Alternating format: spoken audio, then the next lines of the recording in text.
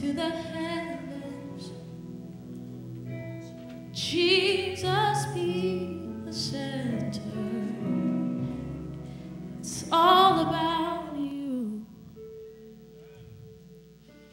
It's all about you. From my heart to the hands, Jesus be the center.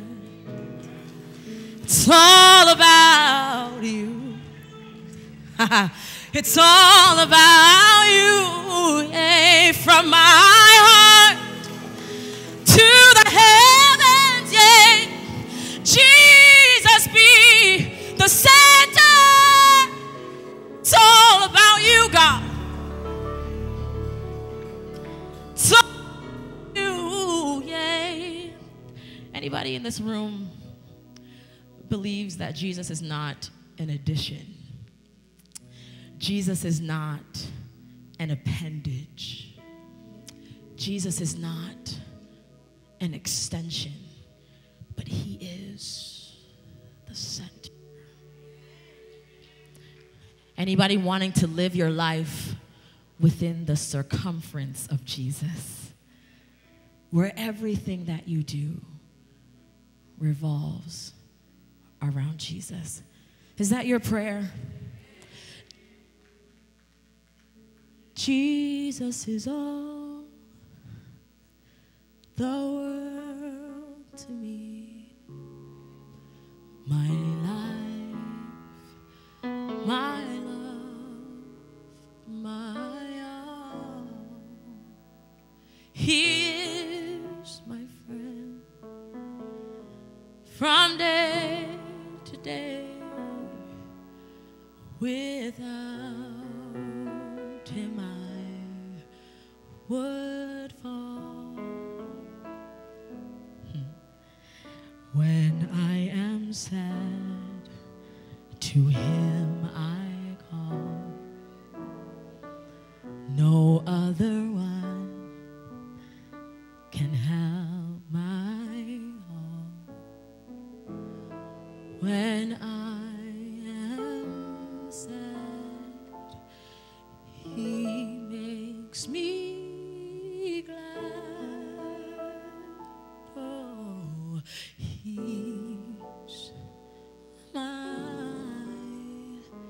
he's my friend. Nothing between my soul and my Savior, so that his precious face may be seen. Nothing preventing the least of his favor. Keep the way clear, let nothing between. It's all about you. It's all about you, yeah. It's all about you. Yes, it's all about you. It's all about you, yeah. It's all about you. Yes, it's all about you. 'Cause you're in the center. So draw me nearer, nearer, blessed Lord. Sing, to the cross where thou hast. Hear the cry of your people, God. Nearer, nearer, blessed Lord.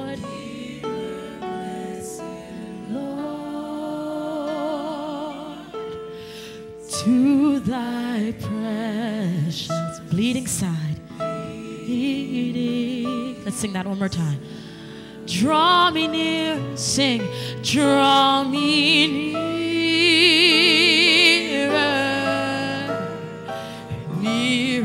blessed to the cross, where thou. I don't know about you, but I just want to be where Jesus is today. Draw me nearer, God. Draw me nearer, blessed Lord. Blessed Lord, to thy precious bleeding side.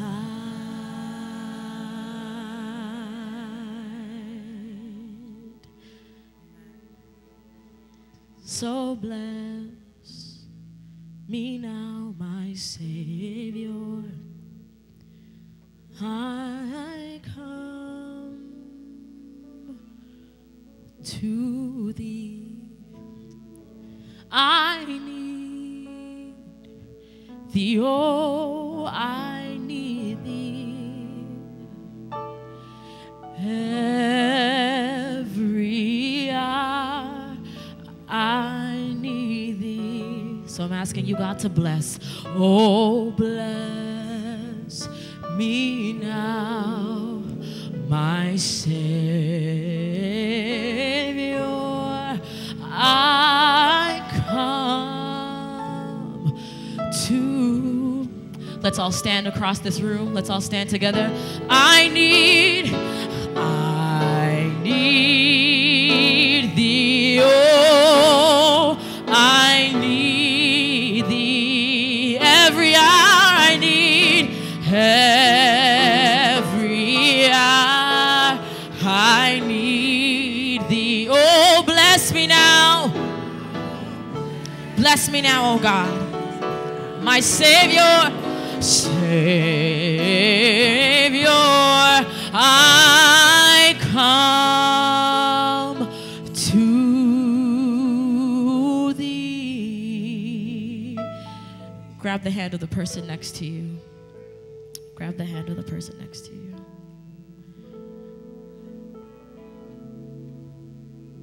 Hallelujah, Jesus. Hallelujah, God.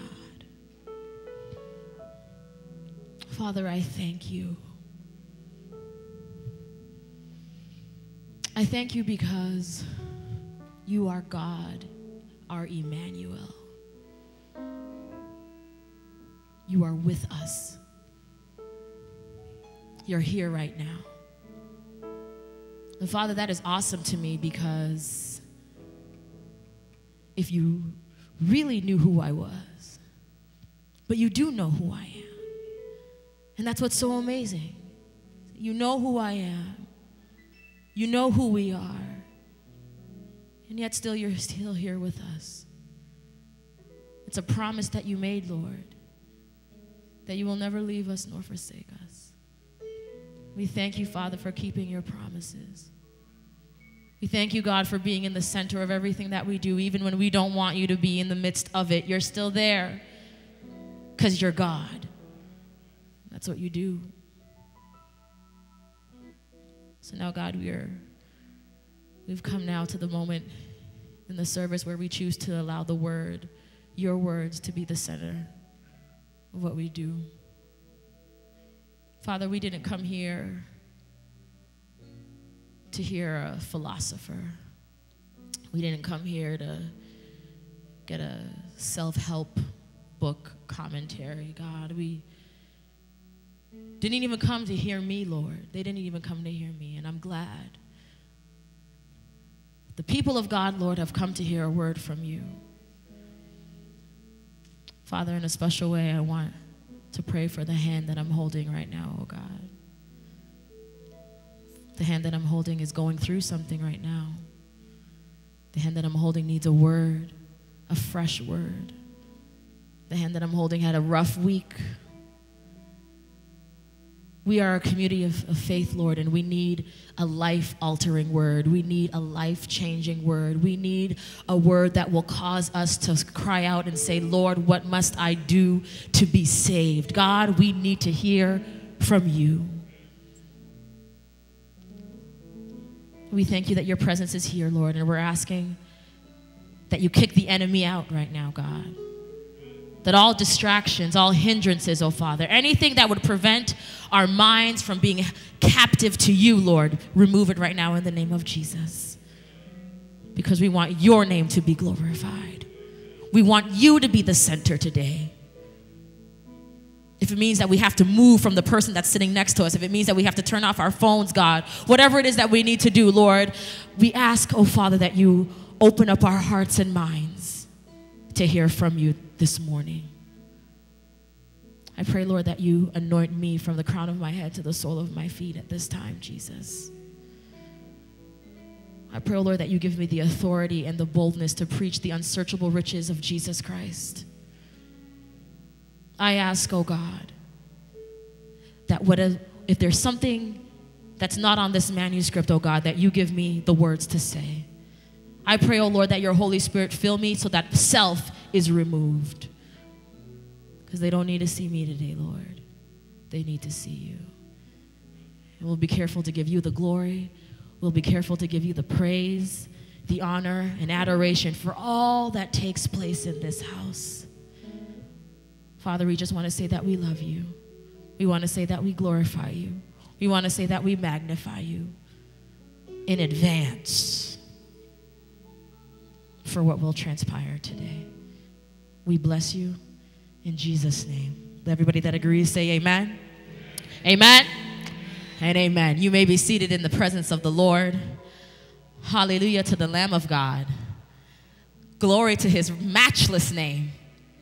He's good, amen? It's good to be in the presence of a living God. It's good to be in the presence of a God that loves us unconditionally. I count it a blessing and a privilege to be with you, to worship with you here at Miami Temple. It's been a blessing so far just to hear you all lift up your voices in praise to your Savior and to your Lord. We're going to get right into the word. I want to thank the pastors of Miami Temple, Pastor Badillo, Pastor Monslave, Pastor Smith, for extending the invitation for this awesome gathering of believers as we focus in on what it means to be a worshiper, what it means to have a place where praise is open and free. There is a word from the Lord today for every heart that is willing to accept it. I'm going to spend a few moments on the sermon topic. It takes two. It takes two.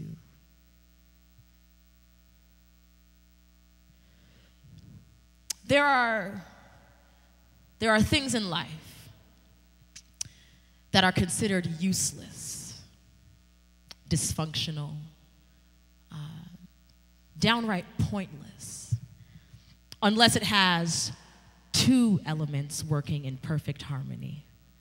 In other words, you can't have one without the other. It takes two. Everybody knows you can't have mashed potatoes without the gravy. Everybody knows you can't have the spaghetti without the sauce. You can't have French fries without sweet and sour sauce. Have you tried that? It's good. It's great. Ketchup, that's so 1985. Try French fries, sweet and sour sauce. My opinion, my opinion. How about Velcro? You can't have life without Velcro. No, you can't. If it doesn't have a rough side and a soft side, there'd be no Velcro. Those are not that important, but I think of things like water. In order for you to have water, you need to have hydrogen and oxygen. If you don't have both of them, you don't have water. Now that's serious. It takes two. There are two sides to every coin. There are two sides to every zipper. You need two notes, musicians, to make harmony. In order to breathe, you need to inhale and exhale. In order to have a Bible, you need to have both the Old Testament and the New Testament. It takes two. You can't have one without the other. You remember the song? Do you remember the song? It takes two to make a thing go right. Don't act like you have been saved all of your life. It takes two to make a thing go right. Yeah. I propose that our lives have not been going right. Our communities of faith have not been going right because two things are required. You may be praying, but you're not fasting. You may be reading the Bible, but you're not meditating on it. You may have memorized it, but you're not acting on it. It takes two. You can't have one without the other. Go with me in your Bibles to Luke chapter 7. Luke chapter 7. I think the Holy Spirit has something he wants to say to us this morning. Luke chapter 7, and look at verse 36.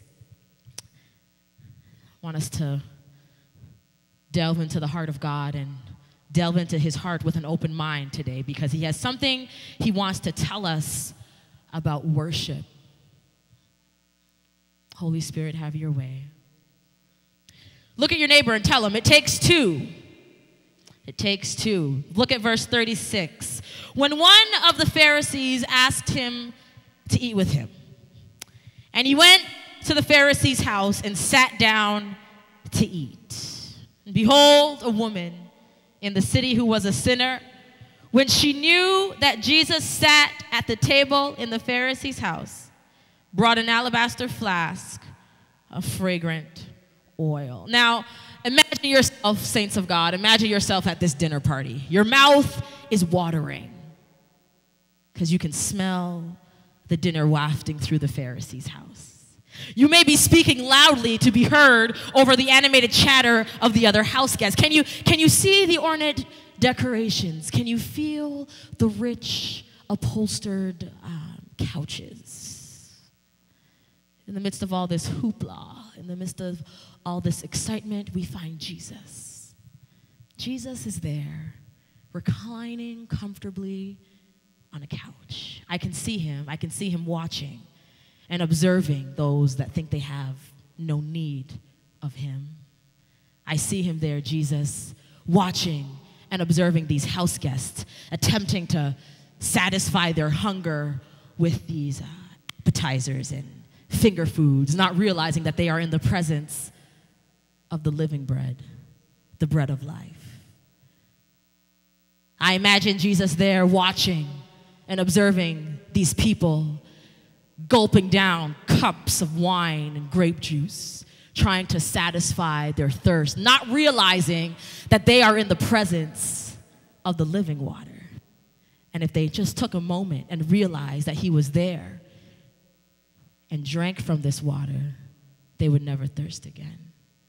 Jesus is in the house, saints of God. But the people, the Pharisees specifically, are okay with Jesus being just there. They're okay with Jesus being in the vicinity of his presence, but they're not wanting to be affected by his power. But it takes two. It takes two. Well, all of a sudden, the boisterous conversations have now become a hushed whisper. Why? Everybody is doing a horrible job at trying to inconspicuously stare at what has just come through the door. You know, that look when you're trying to look, but you don't want people to know that you're looking. It's a woman. A woman. A woman with a list of mistakes that would probably make a hardened criminal blush. It's a woman. It's a woman that's seen a few things. It's a woman that's been around the block a few times. It's a woman that took YOLO to another level. This woman was a sinful woman. And she was compelled to crash this party. Why? Because Jesus is there. And Jesus, you know, he has this magnetic presence about him. He has a way of attracting uninvited guests. Jesus has a way of turning an elite, exclusive house party into a praise party for just about anybody. This is Jesus.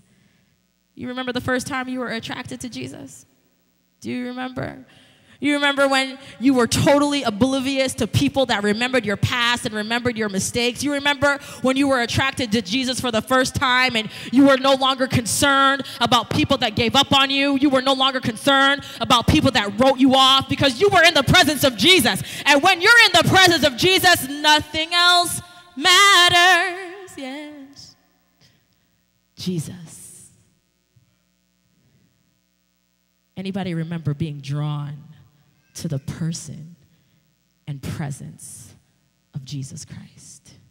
Grab hold of that memory now. Grab hold of that memory. Grab hold of that feeling, because this story is painted against the backdrop of attraction.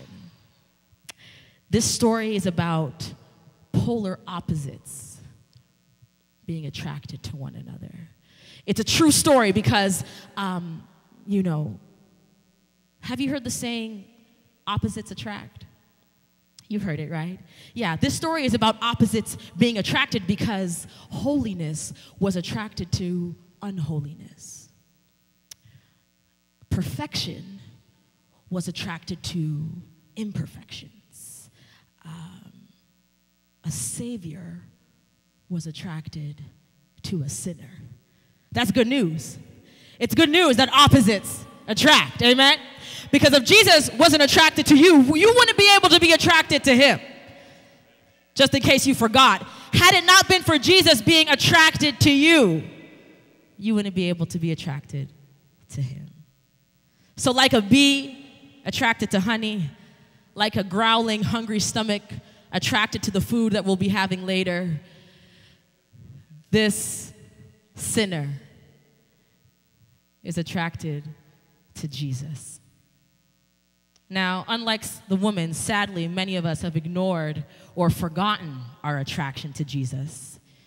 Turns our mind toward a potentially fatal attraction to money and drugs and sex and pornography and toxic relationships and bad habits. Maybe you found yourself being attracted to jealousy and anger and pride and rebelliousness and selfishness. But this story shows that no matter how sinful you are, no matter how attracted you are to the things of this world, once you open up yourself to the persistent attraction that Jesus has for you, your life will be forever changed, because you'll realize that you were created to worship God. Look at verse 38. Look at verse 38. She brought an alabaster flask of fragrant oil and stood at his feet behind him, weeping. And she began to wash his feet with her tears and wiped them with the hair of her head. And she kissed his feet. What did she do, everybody?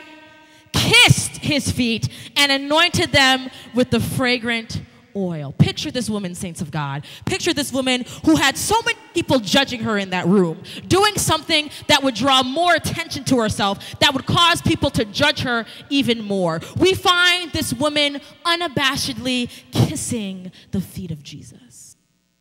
This was not a single casual peck, but a repeated, continual kissing of Jesus' feet.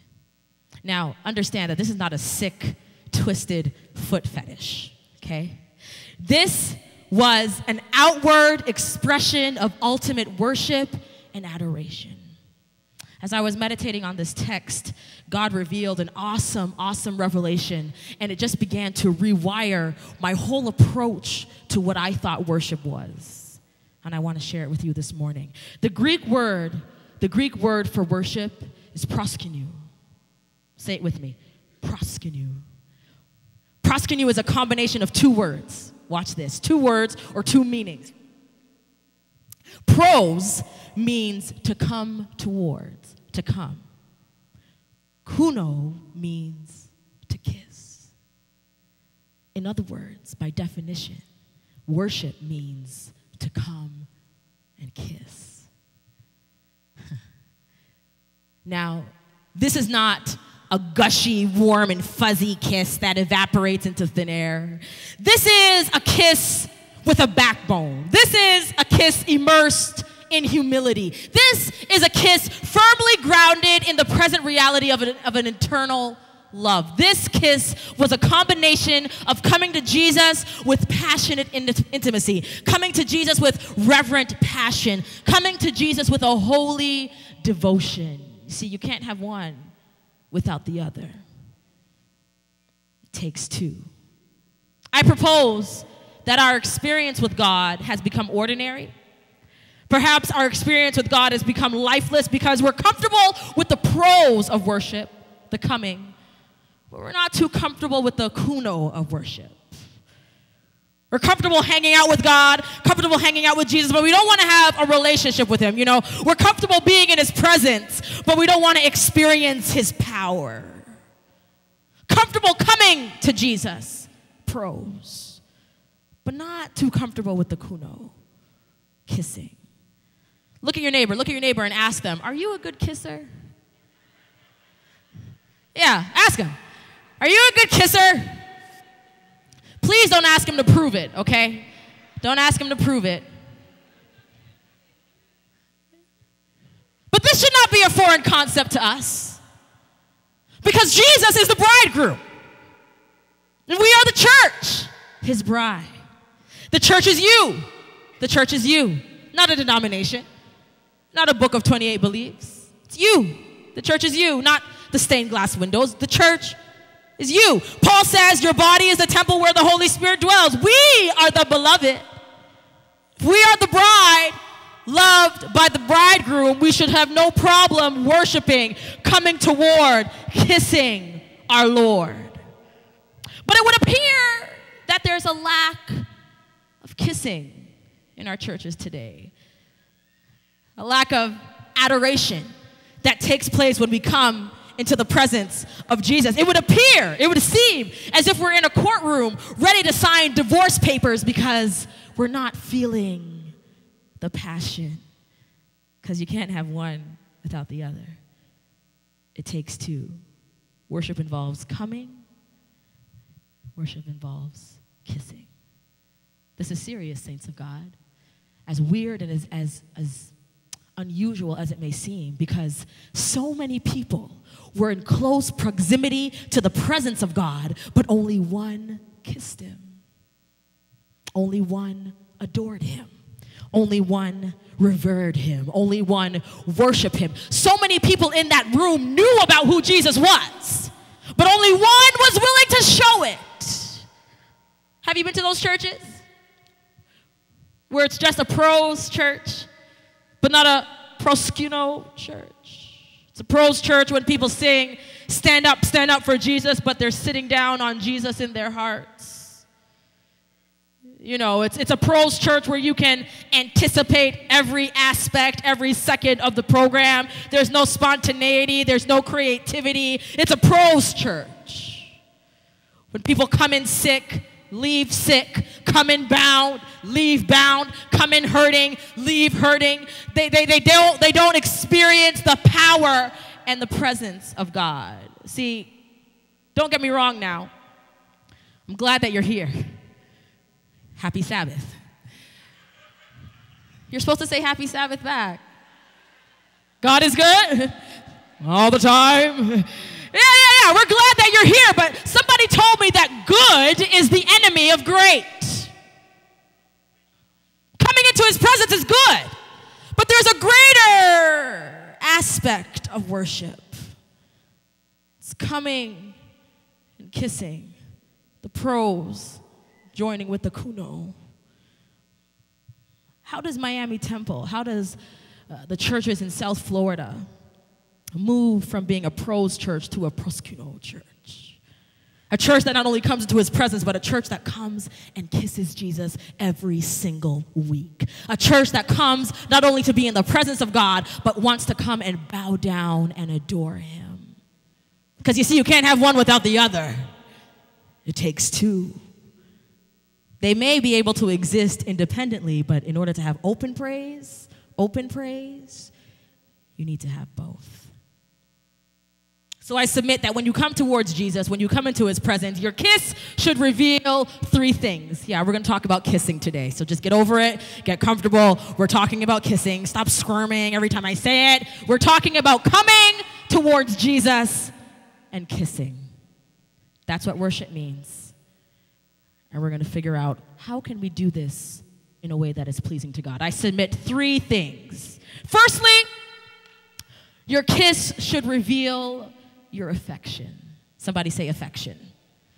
Yes, affection. My heart was pounding that day. My stomach had more butterflies than a butterfly conservatory. I was nervous. Very nervous. Because tonight, that night, was the night. I was only a teenager, but in my teenage mind, I knew what love was.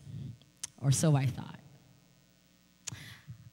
He'd call me on the phone. I'd call him back. You remember back in the day, ladies and gentlemen, you know, we didn't have iPhones and Blackberries. We didn't even have cell phones. We had the phone that was connected to the wall, remember? And it had that long cord. Thank you. And you had, you know, the longer the cord, the more cool you were because you were able to like wrap it around the kitchen twice and come back around and take the, you know. Yes, I'd call him on those kinds of phones. He'd call me back and we would sit beside each other in church. We'd read our guides together. We'd sit together in potluck and come back to AY together. Teenage love. Complete with pimples, underdeveloped bodies or actually developed bodies and underdeveloped brains. That was the teenage years, and I'm so glad those years are over. So we were going steady, we were going out, and something within me knew that tonight would be the night that I would kiss him for the first time. Woo-hoo! I squeezed into the cutest outfit that I could wear with my dad's approval. I anointed my head with my mom's perfume. I adorned myself with a watch, because I'm Adventist. I'm Adventist, so I can only wear a watch. Things were good. Got there, Dad dropped me off, because I'm a teenager, couldn't drive yet. And he saw me, I saw him, and I will not give you all the details that transpired between us, but I will say this, saints of God. He said it was the best kiss of my life. No, that's not what he said. That's not what he said. It doesn't matter what he said. You know what matters? My heart was in it.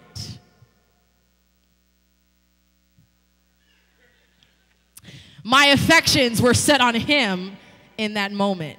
And furthermore, my affections were set on him not because of the fact that he was calling me every day and that we were spending so much time together. My affections were set on him simply because he was my boyfriend. I'm going somewhere. Furthermore, I kissed him in front of everybody. The whole house party knew he was my boyfriend based on how I kissed him. Saints of God, God is not looking for perfection. He's looking for people that are passionate about who he is and not just what he does. God is looking for people that are not afraid to kiss him in public. This notion of passionate worship reserved only for private moments is absurd. Could you imagine if Jesus was private about how he loves you?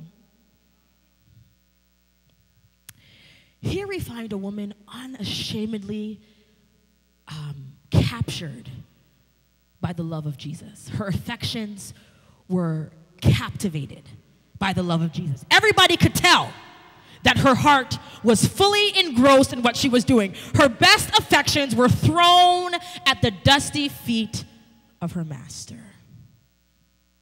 This was not a dull moment, saints of God. This was not a boring moment. This was a moment of extravagant passion and affection. Let me make it even more plain for you. Just like kissing your wife should not be dull, just like kissing your husband should not be boring, your worship shouldn't be dull. Your worship shouldn't be boring, because worship means to come and kiss. Even our spiritual ancestors would be appalled at what we would label as worship today. Listen to what Ellen White says. She was commenting on what took place at a meeting in Paris, Maine in 1850. She said, "The power of God came upon us like a mighty rushing wind," she said. "All arose upon their feet and praised God with a loud voice." Ellen said, "It was something as it was when the foundation of the house of God was laid. The voice of weeping could not be told from the voice of shouting." It was a triumphant time. All were strengthened and refreshed. I never witnessed such a powerful time before, Sister White said. Now, I'm sure she wasn't speaking about emotionalism, hear me, rooted in a cotton candy kind of feeling of emotion that lacks sustenance and value. She was speaking about emotion steeped in heartfelt love and adoration that causes us to live for Jesus Christ. Could it be that our worship lacks passion because our love lacks passion? It would seem like we've taken the passion out of worship because it's more to make it more palatable, to make it more accessible, to make it more culturally comfortable, to make it more non-committal, make it more user-friendly, less compelling, less moving, less extravagant. Because the last time I checked, a relationship that lacks passion is grounds for dismissal.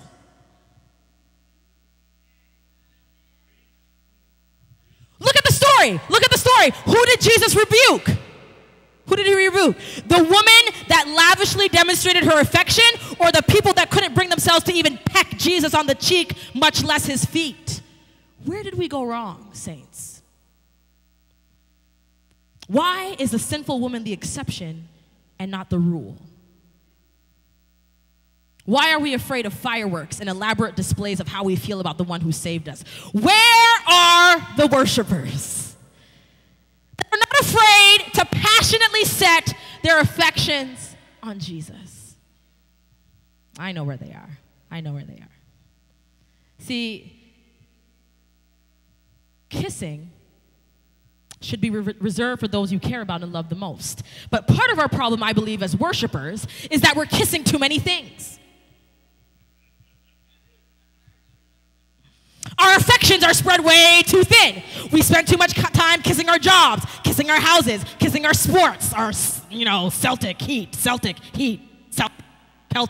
heat. Spend so much time kissing our worries, kissing our gossip, kissing our video games, kissing TV shows, kissing boyfriends that have no intention of kissing you for the rest of their lives.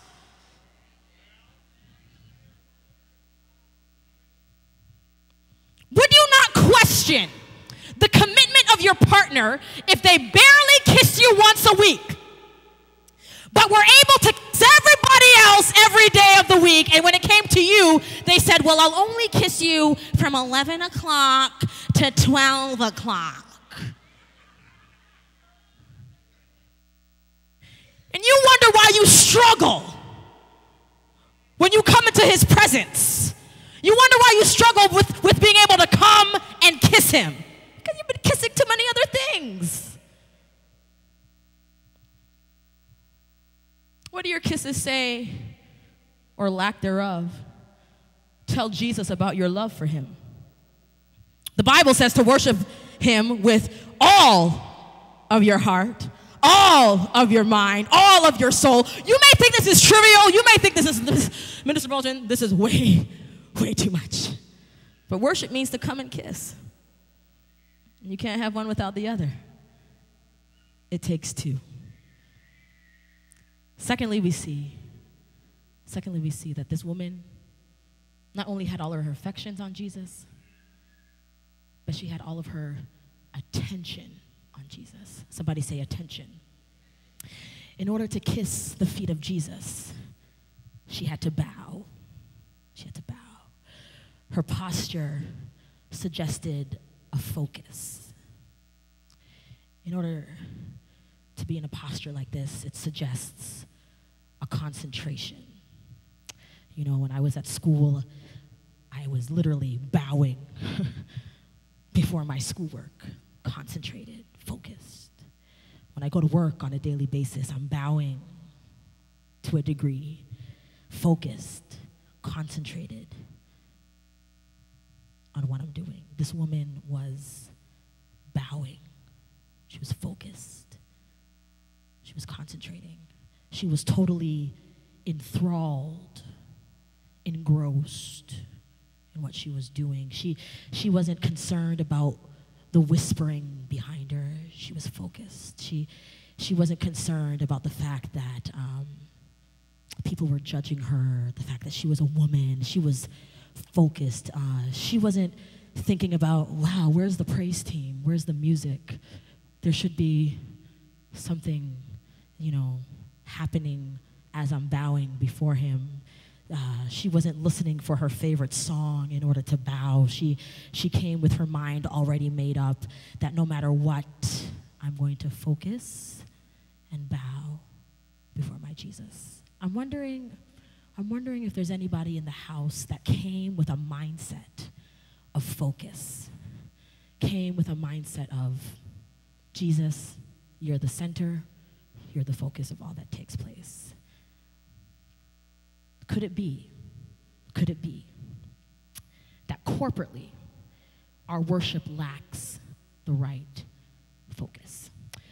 I've walked into worship services where the focus is self-centered, focus is sin-centered, the focus is devil-centered, the focus is denominationally centered, the focus is Ellen G. White-centered, the focus is pastor-centered.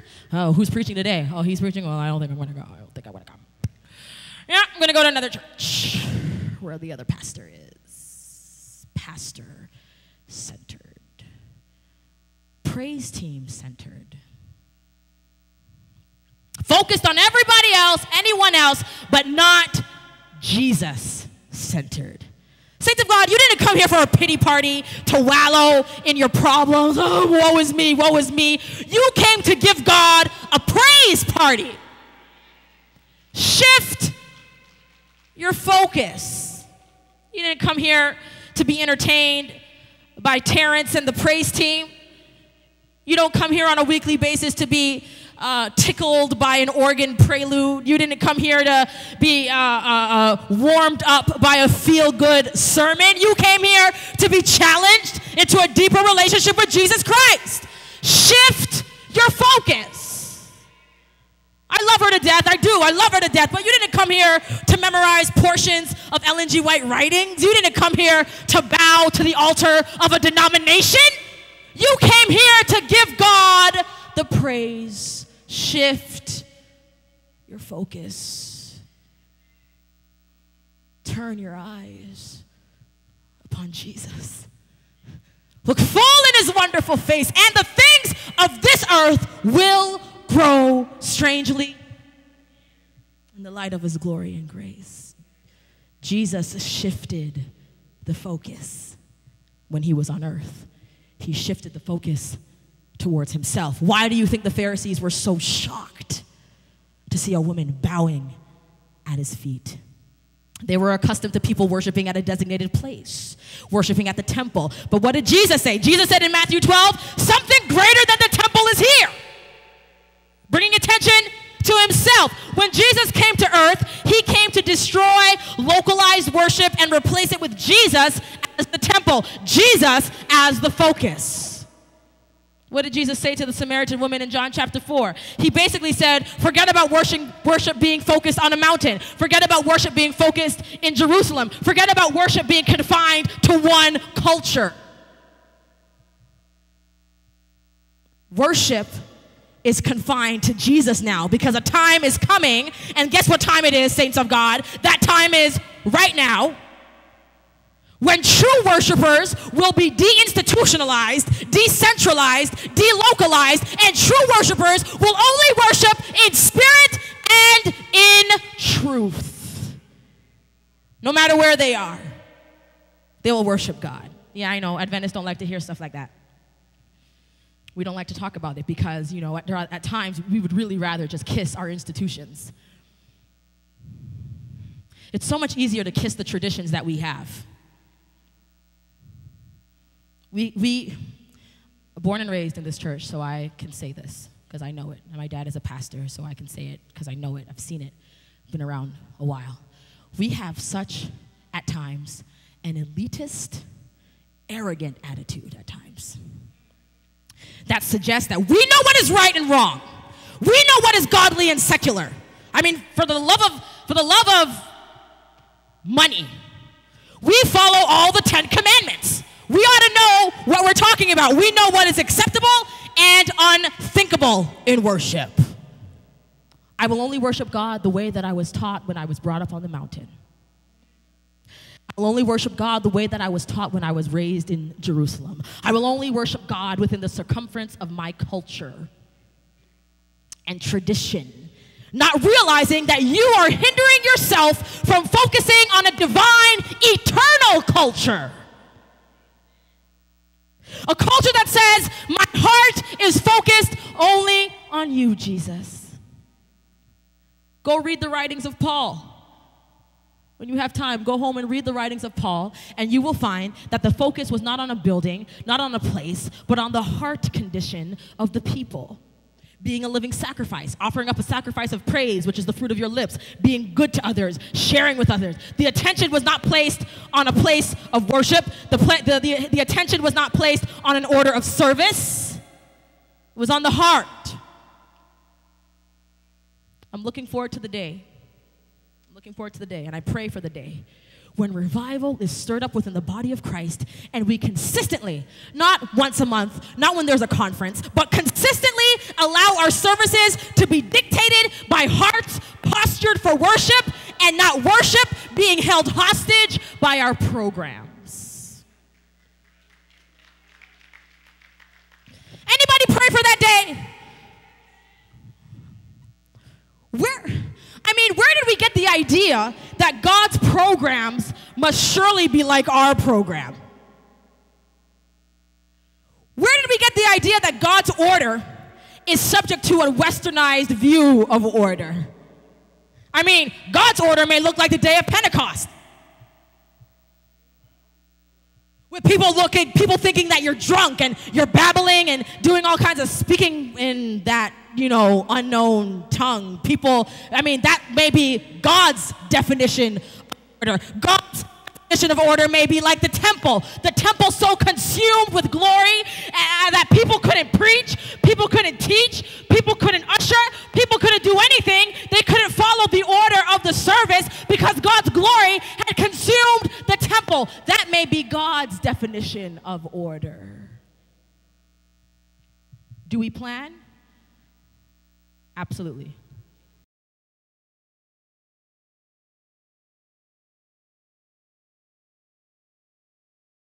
Stop trying to impress the world with your perfectly structured song sets and well-ordered services, and seek after experiencing God's powerful presence among you instead. You may not make it to the postlude. You may not make it to the end of service according to the order. But if Jesus is the object of your worship, if truth is the object of your worship, and the Holy Spirit is the enabler of your worship, then you're in the right place. I admonish you to be like the woman in this story and allow your worship to spring from a focused, spiritual relationship with Jesus Christ, and not focused on a localized event. Or how long do I need to be here?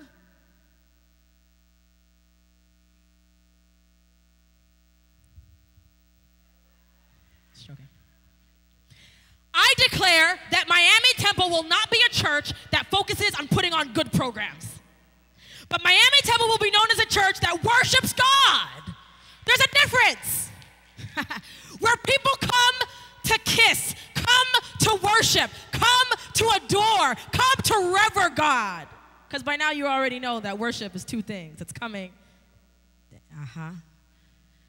You can't have one without the other. It takes two.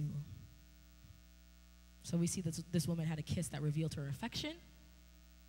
It revealed her attention. And finally, we see that her kiss revealed a deep appreciation for Jesus.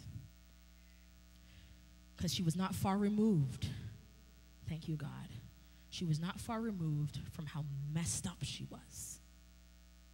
She walked in as a sinful woman, grateful for what Jesus had done and was about to do for her. Look at the text. Look at verse 39.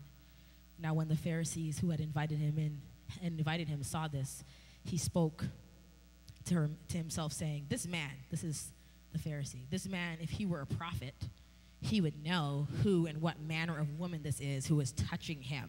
Can't he see that this is a sinner? Oh, my word. If he was in 2012, I imagine he would have pulled out his phone and started taking pictures and putting it on Instagram like, oh, my goodness, guys. Look at this woman kissing the feet of Jesus, this sinner, putting it on YouTube, Facebook, Twitter, whatever else. Big deal to him. And so Jesus answered and said to him, Simon, I have something to tell you. He said, teacher, say it.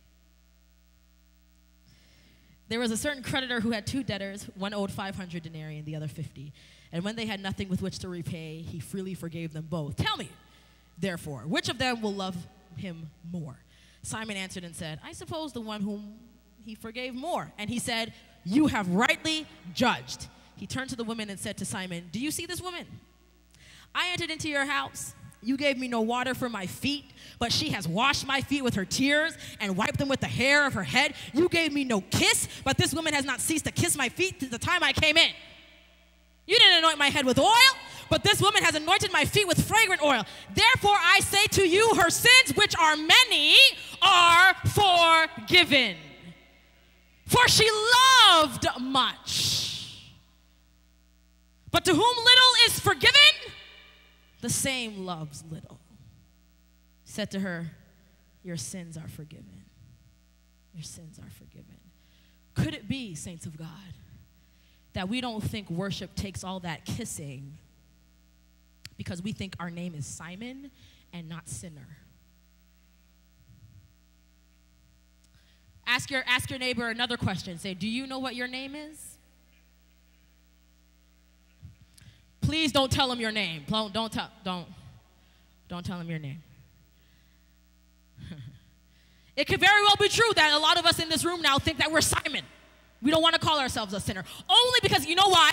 Only the brokenhearted can truly understand our need for God. That's why David said in Psalm 51 that the sacrifices of God are a broken spirit, a broken and a contrite heart.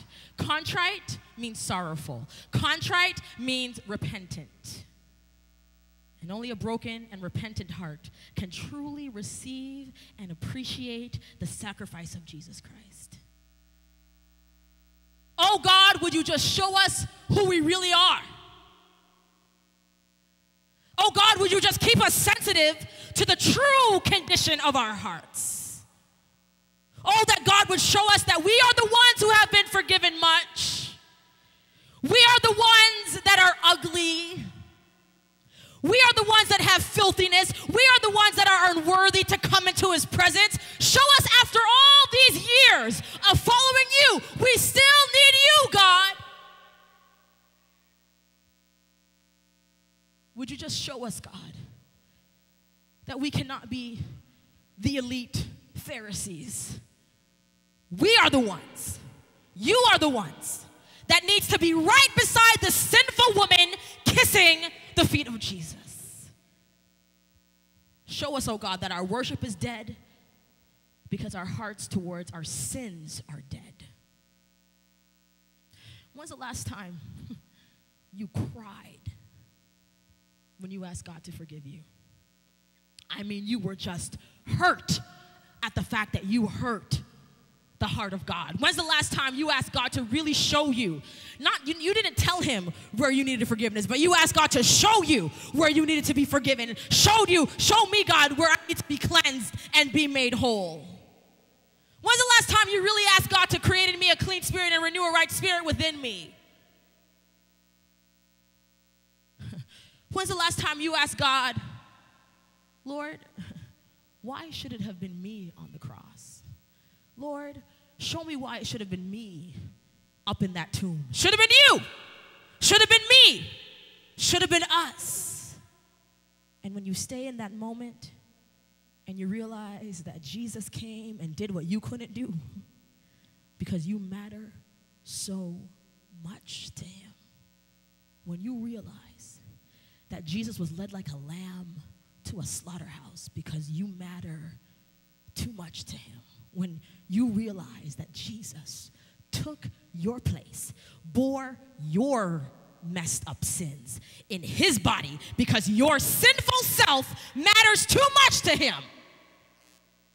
The moment when you realize that the wages of sin is death, the gift of God is eternal life, the moment when you realize that you would have been dead in your sins, you would have been dead in your trespasses had not Jesus chosen to wake you up with his love, the moment when you realize that while you were yet sinning, while you were in sin, Christ died for you.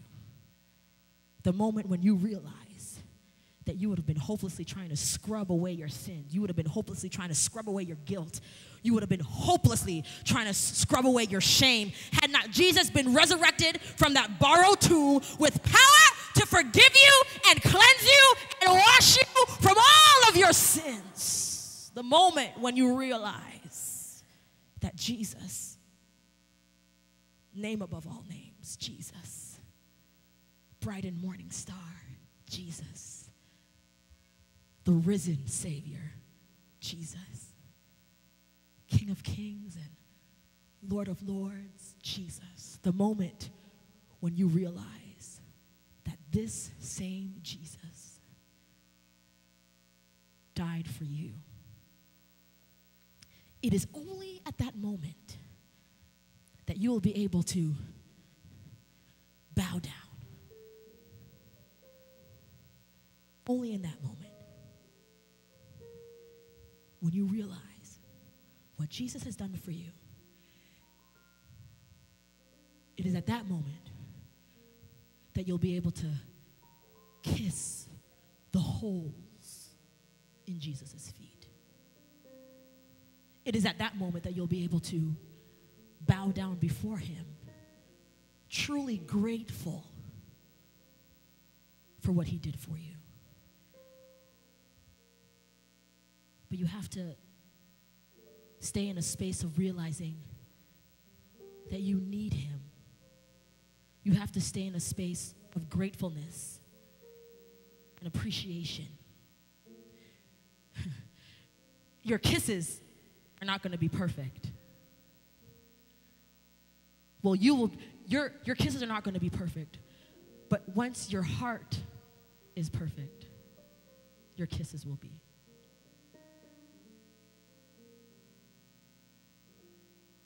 When your heart is right with God, bowing down will come naturally. Adoring will come naturally.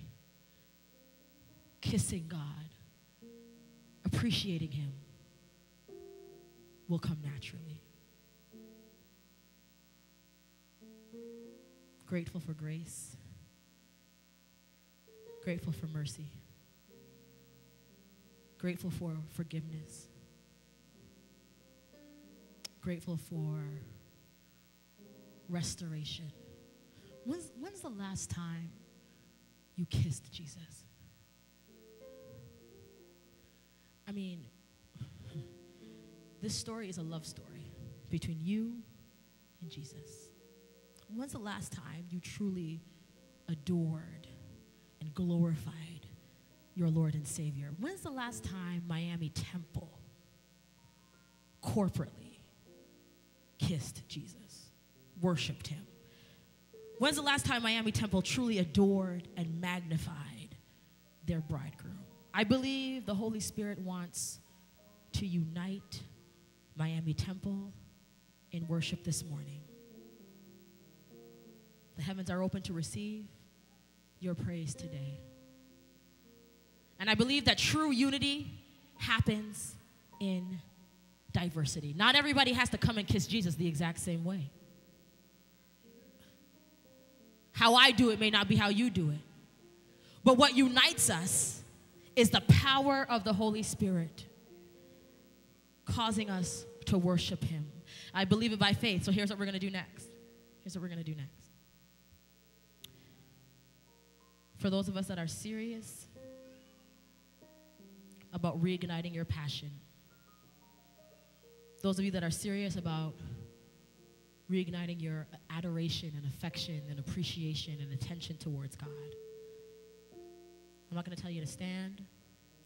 I'm not going to tell you to kneel. I'm not going to tell you to come to the altar. I'm not going to tell you to bow. I'm not going to tell you to lay out prostrate. I'm not going to tell you to shout. I'm not going to tell you to cry. I'm not going to tell you to write a letter. I'm not going to tell you to do anything specific. What I am going to invite you to do, under the prodding of the Holy Spirit, I want you to posture yourself before God in a way that will enable you to adore him with complete affection, complete attention, complete appreciation. I want the Holy Spirit to reveal to you, what posture do I need to place myself in? Do I need to stand? Do I need to sit? Do I need to kneel?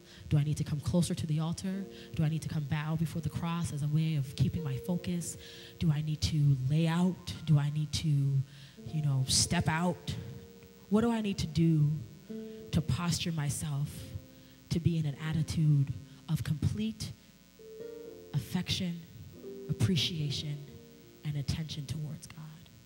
See, sometimes in order to experience a new level of open praise, a new level of worship, a new level of God's power and presence, we have to close the door on what's comfortable to us and allow God to open up another level.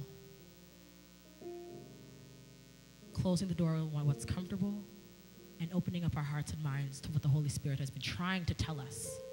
That if you just allow yourself to really adore me, if you just allow yourself to really appreciate me, if you just allowed yourself to really set your affections and your attention towards me, I'll take care of all those issues that you've been concerned about. I'll forgive you. I'll make you whole. I'll do what it is that you need. She experienced the love of Jesus that day, and she responded by finding his presence and lavishing him with gratitude. So I'm going to invite you to do that now. Whatever posture of worship you need to find yourself in, and spend a few moments focusing your worship completely upon him.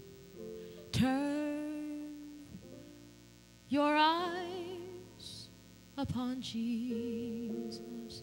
The altar is open. Whatever you need to do, look full in his wonderful face,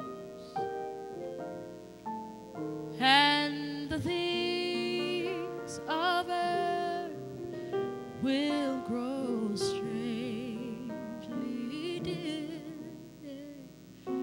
in the light of his glory and grace.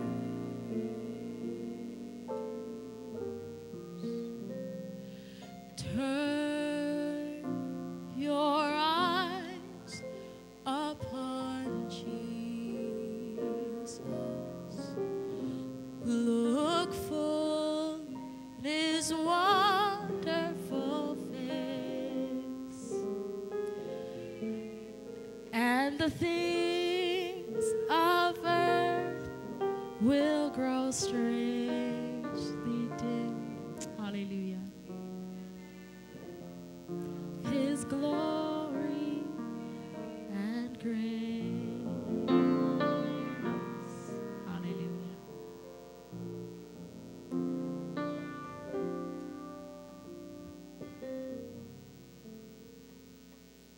Father, we just want to adore you. We just want to magnify your name.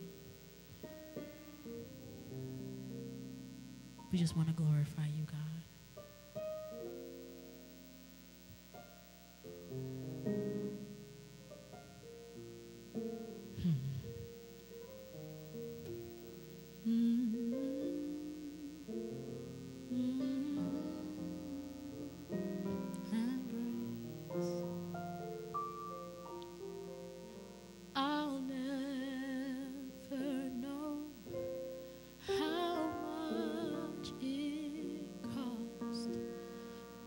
to see my sins upon that. God, I'll never know.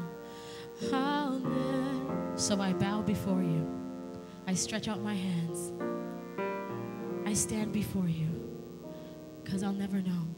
To see my sins upon that cross.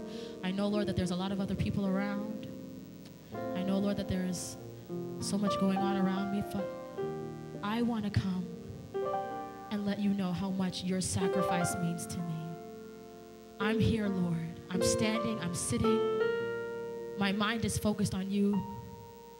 I want to let you know, Lord, I'll never know how much it costs to see my sin upon that cross. So it's me, Lord.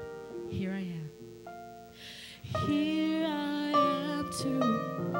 It's me, Lord. It's me, God. I've come to adore you, Lord. You're my God, yeah. Altogether lovely, Lord. Altogether wonderful. Fall to. When I think about what you've done for me, God, I'm here to worship. When I think about it, of how messed up I am, God, but you love me anyway, Jesus. So I'm here to say that you are my God. You're altogether lovely, God. Altogether wonderful, Jesus. Thank you, God. Altogether wonderful to me. I'll never know. I'll never know how much it cost to see my sin upon that cross. I'll never know how much it cost to see my sins upon that cross.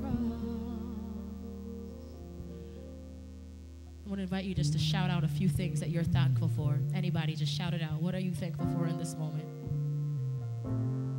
Praise. What else? Jesus. Hallelujah.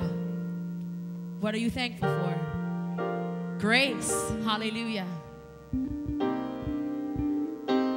Praise God.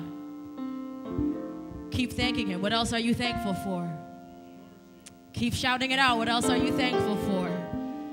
Hallelujah. What else are we thankful for in this moment? Hallelujah. Yes, God. We are thankful. We are thankful, Lord. We are so appreciative, Lord, of what you've done for us. Our hearts are overflowing with gratitude right now, oh God. We bow our hearts before you. We bow our minds before you, oh Lord. We bow our hearts because we recognize that in order to go higher in you, we must bow before you. In order to see you more clearly, in order to have a deeper revelation of who you are and the plans you have for our lives, in order to be empowered to live a victorious life, we have to humble ourselves before you and bow unashamedly, unabashedly, God, with no concern of what others may think about who we are. We can't even think about what we think about ourselves. We have to get past what we think about us. Oh God, the devil has been telling ourselves so many lies. The devil has told us that we are nothing. The devil has told us that we are losers. The devil has told us that we are sinners, that we are adulterers, that we are fornicators, that we are liars, Lord. The devil has told us that we are cheaters. The devil has told us that we are not going to be able to make it past next week. The devil has told us that we will always stay in this state of depression and low self-esteem, and we'll stay in this place of always continuing to do wrong. But I thank God for Jesus. I thank God for Jesus that has totally changed what I think about myself. When I chose to bow myself before you, God, you were telling me that I don't have to stand up the same way when I bowed before you. You forgave me. You healed me. You delivered me. You saved me from myself, God. While I was yet sinning, oh God. That's when you saved me. And so I worship you. I worship you. I worship you. I adore you. I honor you, God. It's so personal. Everybody in this room has such a story of what God has done for them. Oh Lord, if we had the time to pass the mic down to each person in each pew to hear the stories of how you saved them, how you kept them, how you provided for them, Lord. All of us in this room has reason to bow before you, to come into your presence and kiss you and worship you. May we always be mindful of this fact. May we never forget how much we need you. May we always be in a posture of turning our eyes upon you, regardless of what's happening around us.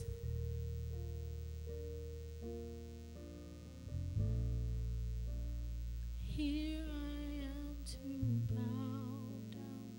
Here I am to say that you're my God. You're altogether lovely, altogether worthy, altogether wonderful to me. Now, before you leave this place of worship, before you move from,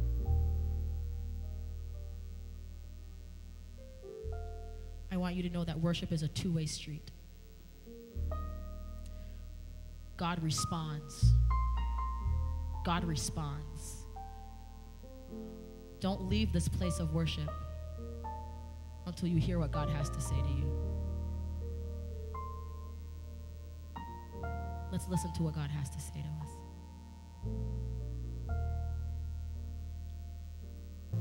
This has been instituted, this has been ordained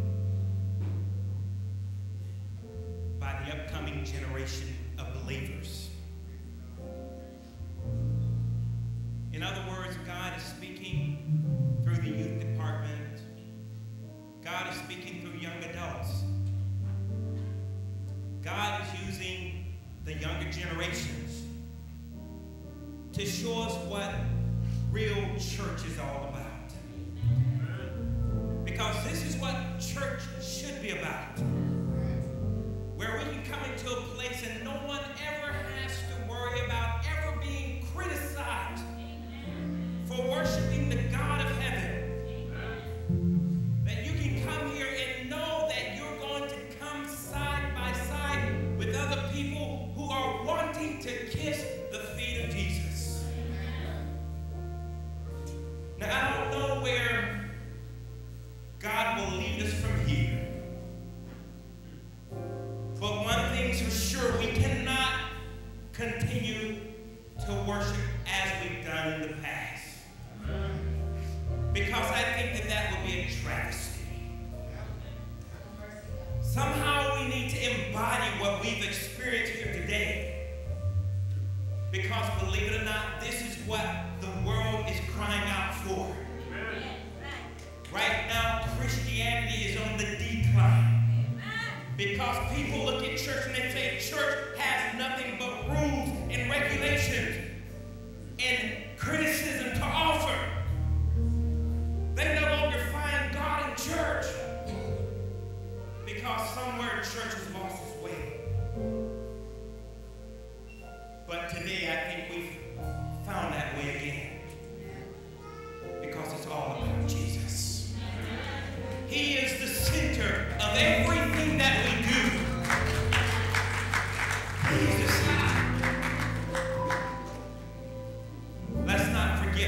experienced here today. Because there's a world looking for Jesus. Pray for your youth department. Pray for the young adults of this church. Just one last thing, Minister, what did you say? I travel from church to church. And one of the greatest outcries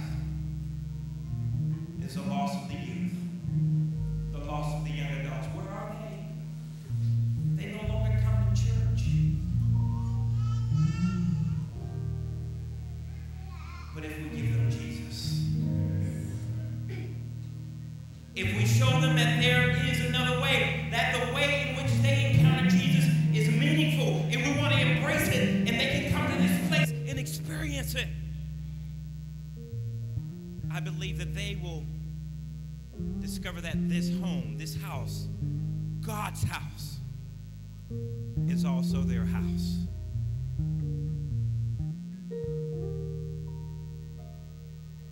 God is calling us to embrace him like never before, to worship him like never before, to let go of all those things that have barred us in the past, all those things that we focused on, and focus upon him, to embrace him, to kiss him, to make him the center of our lives. That is my challenge to you today, Miami Temple Church family. If you have to purchase this DVD and look at it over and over again, if you have to get online on Facebook and look at this service in an effort to not lose what you've experienced today, do all that you can. Pastor Lou, Pastor Dave, Pastor Layton, elders of this church, by God's grace, I implore you not to allow this to go away.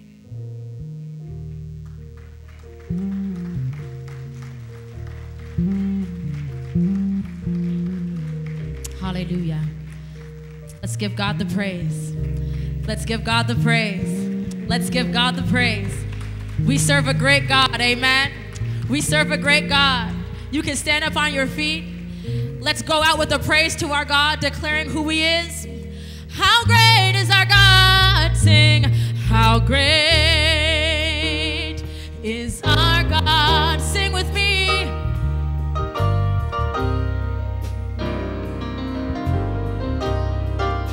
And all will see how great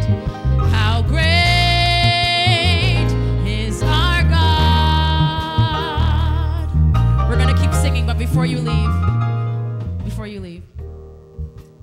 let us pray.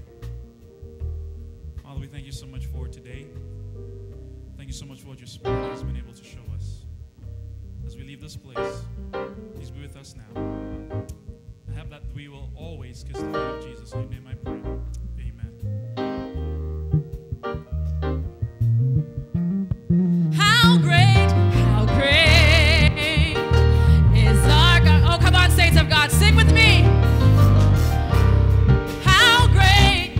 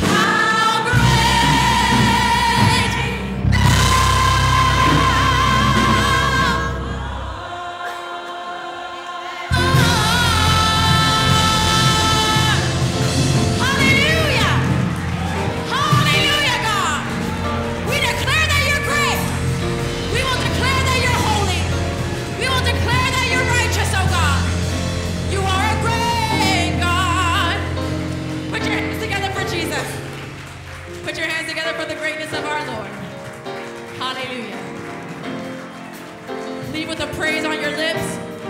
Leave glorifying God. Leave adoring Him. Hallelujah.